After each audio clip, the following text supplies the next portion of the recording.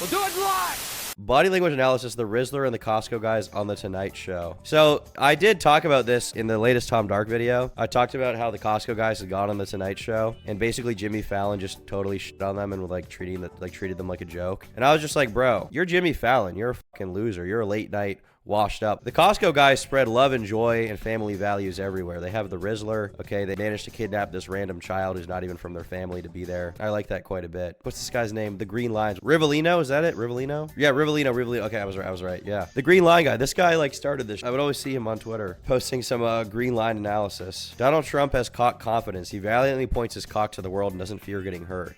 He's a brave, strong leader. Barack Obama has cock shame. He covers up his cock and balls so he doesn't get hurt. He's a weak, fragile coward. Here we have Trump, cock confidence, okay?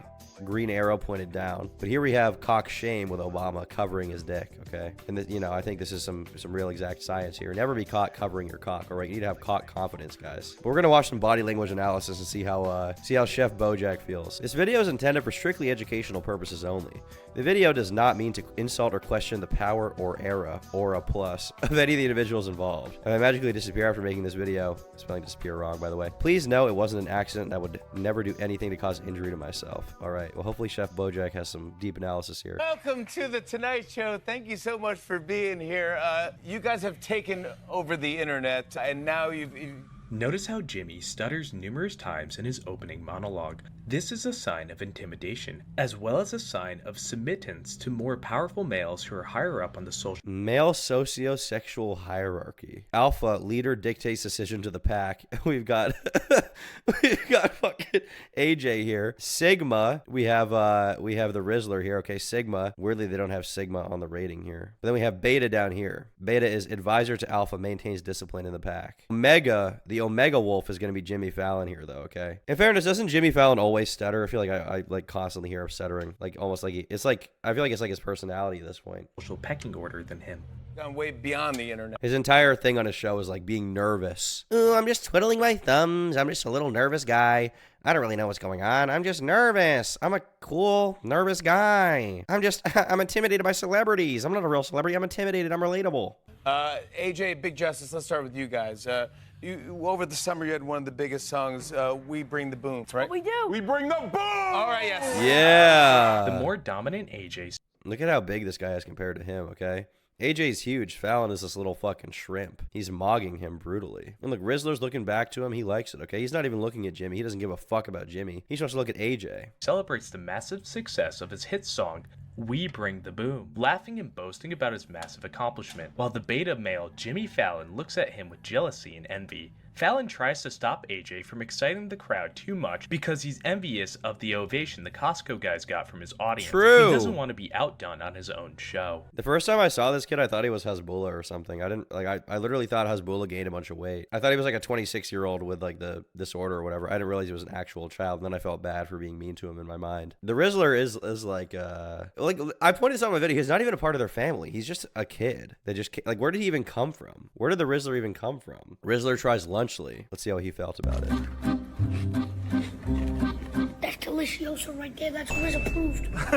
Here, try turkey stacking. I'm not gonna tell you how to stack it. Nice. Logan Paul flew out this child with a fake Zyn shirt on to review his product. Oh, where did you stack them? That's Riz approved. Damn, bro. I made it. Have you tried Feastables? It's so many. Oh, it says Feastables on it. There's also a medium prime. Really? Oh, I love this flavor. Pizza might be number one, I'll be honest. Comes with pepperoni. I love pepperoni. What I do to spread it out, We know you love pepperoni, buddy. Yeah. There's a little cheese on there. slap some pepperoni. Real cheese in that pizza, you know? That's Riz approved. Riz approved. He did the face. I hope his parents got paid a lot of money to go to his college fund to do the Riz approved Lunchly review. I really hope he got paid quite a bit for that. Last week on Saturday Night Live, they impersonated you on the show. Jimmy tries to ruffle the feathers of AJ and Big Justice by showing them far less noteworthy people from SNL mocking them. And due to their... I'm no fan of the Costco guys, but I unironically have no idea how Jimmy Fallon got to where he is today. He was the least funny member of SNL. I mean, I am a fan of the Costco guys, so first of all, opinion disregarded. But secondly, like, the thing about Hollywood and comedians in general is a lot of comedians are hard to work with and really annoying and stupid and drug addicts, and like they fucking got molested molested by their dad or something. So they're just like hard to deal with. Like comedians are usually fuck ups, right? The average comedian, even people who are really funny, a lot of them have a lot of problems and are like really depressed. You know, like look at like, you know, someone like Robin Williams, like one of the funniest guys in the world, great fucking actor. He killed himself in the end, right? Really sad. A lot of other comedians, when you hear them talk about their life, they had really fucked up lives, right? Like a lot of them have really fucked up lives and they have a lot of mental issues. And on top of that, just comedians and artists in general are really unreliable and hard to deal with, right? But if I had to guess, Jimmy Fallon, even though he's not that funny, he was like funny enough and personable enough to get by on TV. And he probably always showed up on time. He probably was always there. He was probably there early, eager to work, and that's why he got the job, right? Like, a lot of life is not about being the funniest or most talented person in the room. It's just being about the guy that fucking shows up to work and does the fucking job, right? In an environment like this where you have a very limited pool to pick from, it's not really surprising to me. You know, he probably worked to get where he is. As much as I don't find him that funny. Tom, look up Rizzler crying. Is that real? Who made him cry? The Rizzler crying after losing his mom? Hashtag funny? What? Please tell me where mommy is. She's gone. She's left. I don't know where she went. Do I know where she went? I don't know where she went. What's funny about this? He just misses his fucking mom, bro. Don't cry. He just misses his mom. What is this weird account? What is funny about him missing it? He's just a kid who misses his mom, bro. We live in hell. Base, though. Oh, look, the roid-raging tard who doxed an hourly worker who was just trying to do his job, Logan Paul. Base, though. Doxing minimum wage workers, so based. Tom Dark for president, thanks. Their confidence, the pair was able to laugh off the passive-aggressive jab, showing that it didn't faze them. How did this all start? Just walk me through this, please. Well, I had started up a TikTok channel. Okay. And a lot of Big Justice friends were at school and they were doing TikTok channels. So one day Big Justice comes home and he says, Dad, I want to be on. I like that he calls his kid Big Justice. He doesn't even call him by his real name. He's like, Big Justice. I'm going to call my kid like Demon Destroyer, Demon Slayer. His real name will be like Ferbert, but I'm going to call him Hell Philosopher Destroyer 3000. That's going to be my child's real name. That will be on his government paperwork. Colloquially, we'll call him Jerry, but that's fake. On your show with you. I want to be on your channel with you. Ferbert is not a name. I can literally name my kid whatever you want. My kid's name will be named Ferbert. So I said, actually, why did I even come up with Ferbert? Ferbert is good. I'm going to adopt some kind of pet and name it Ferbert now. When's the cigarette tier list? Tomorrow or yesterday. Or maybe it's already filmed. You could never know. It's on my OnlyFans. Awesome. Let's You're go. my squirrel. Oh. So we go to one of our favorite local hamburger restaurants.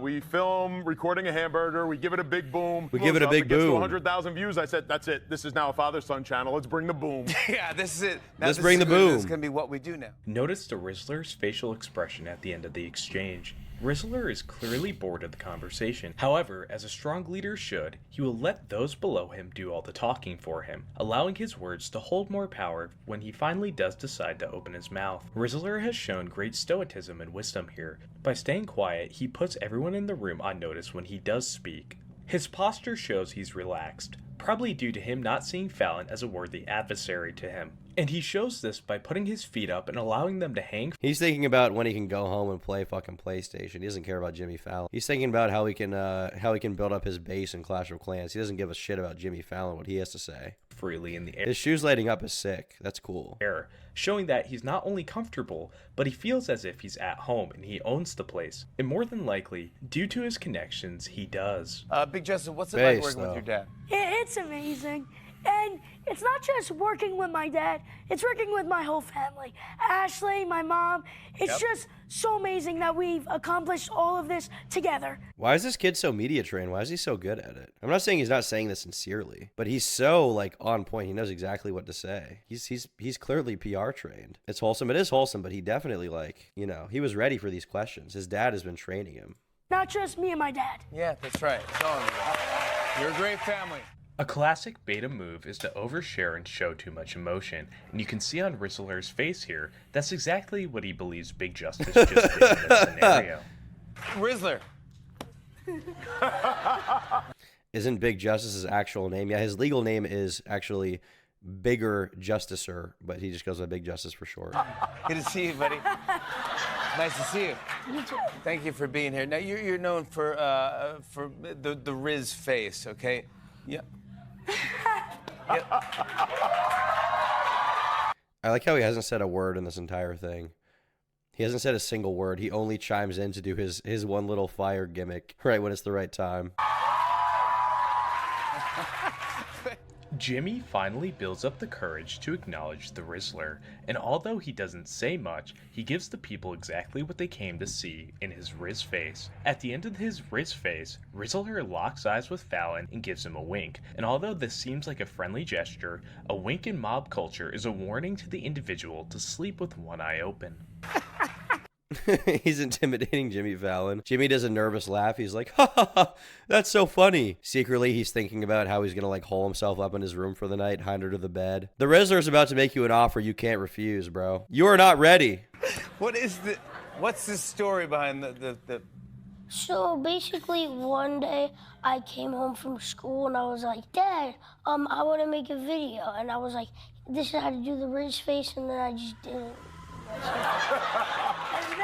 I like how he's so simple about it, okay? Big Justice, okay? AJ, they're media trained. They know what to say. The Rizzler, he's so simple about it. He's like, basically came home from school, wanted to make a video, show my dad the Riz face. Next day I was famous and had a bajillion dollars, and I ate a lunch late and went to bed. That's his whole story. I like that quite a bit. I like his very nonchalant sort of attitude. He doesn't over-explain. He's very stoic. He says exactly what needs to be said and nothing more, okay? Did you learn how to do your eyeliner from these guys? Yes, I did.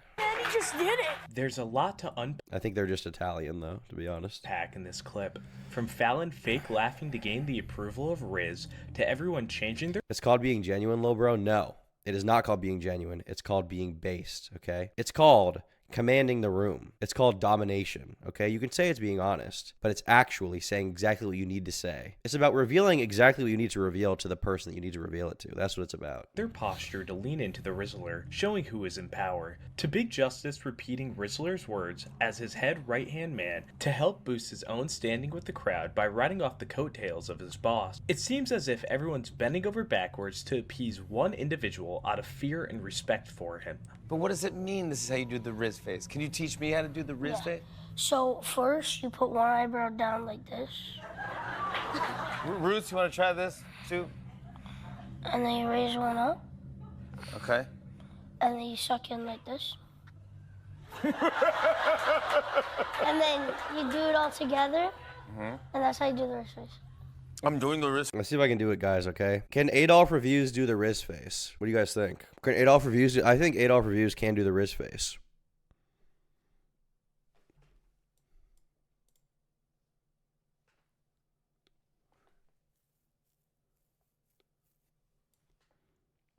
There's the Riz face, guys. Riz face? No, like take that. I don't know. That's pretty good. Fallon begs the Rizzler to teach him how to do the Riz face, hoping his greatness will rub off on him. On top of that, not only does Fallon and the Costco I like this little pasty in the corner. Success is when you find people copying you. guys imitate the Rizzler doing the Riz face, but also the show's band and literally every other person in the building wants to copy him because that's the kind of presence this man has. All right, so you have something on your channel, you guys, AJ, Big Justice, called the Boom Meter. Can you explain how the Boom Meter works, Big Justice? So we did this thing, Boomer Doom. And everybody Boomer got, like, Doom. you don't give any dooms, blah, blah, blah. True. right? Yeah. So I said, well, we came up with the Boom Meter, because people rate stuff 1 to 10. Yeah. So we said it goes from 1 to 5 booms. So we get even 1 to we 5 can be real. booms. If it's good, it gets 4 booms. Okay, 2 booms. All right, guys. Ranking international tragedies. Okay, here we go. Columbine, doom. Gaza Strip, boom. Holocaust, doom. 9/11, boom. That's my ranking. Come back next time for Adolf Reviews. Bad 1 boom. Amazing 5 big booms. Okay. Boom. Okay. Yeah, boom, yeah, 5 booms. Yeah, okay. Like the little Omega male weasel he is, Jimmy passive-aggressively rains on the parade of 2 people having more fun than him. Jimmy resents the Costco guys for having more average viewers than his network television show. And he shows this by his constant attempts of little jabs along with his annoyed body language. Now, it's Halloween. I thought what we could do is I can give you each a Halloween candy, and then you'll rate using the Boom Meter. Just like in a wolf pack, the low members of the pecking order are expected to give up their food for the alphas, and that's exactly what Jimmy Kimmel is doing here. By doing so, he's trying to get into the good graces with the superior dogs by giving them one of their favorite things, food. You can tell by Big Justice's expression that the food definitely helped win him over. Meanwhile, with Rizzler, there's less of a reaction there, but that's because he's more stoic. Yeah. You cool with that? He is very nonchalant. He's like, yeah, whatever. It's fine. He's like, let's do it. Kid's like, yeah, it is what it is, fine. Give me some food, whatever. Jimmy's not even trying. He's mocking them. He doesn't give a fuck. Jimmy Fallon, I think it's over for you, bro. You called him Jimmy Kimmel?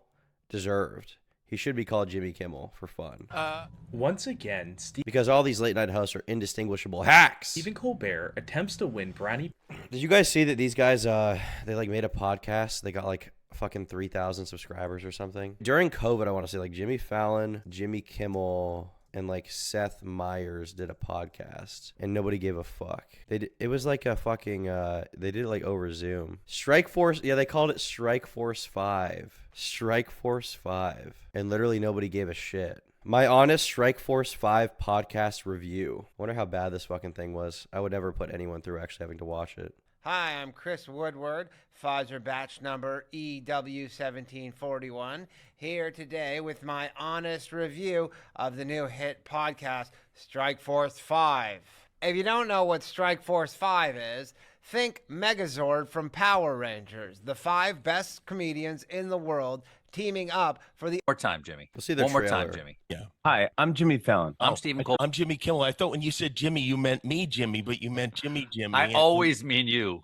But when you I say always- Seth Meyers, who do you mean? I mean John Oliver. That makes It's the sense. 5 of us together for maybe an hour a day. Strike Force 5 is the name of our podcast. Subscribe to it now. Spotify or wherever else you get your podcasts. Look, they're so relatable, dude. They're just like relatable guys. They're doing a podcast like Joe Rogan. Who wants to hear anything out of these guys as far as opinions?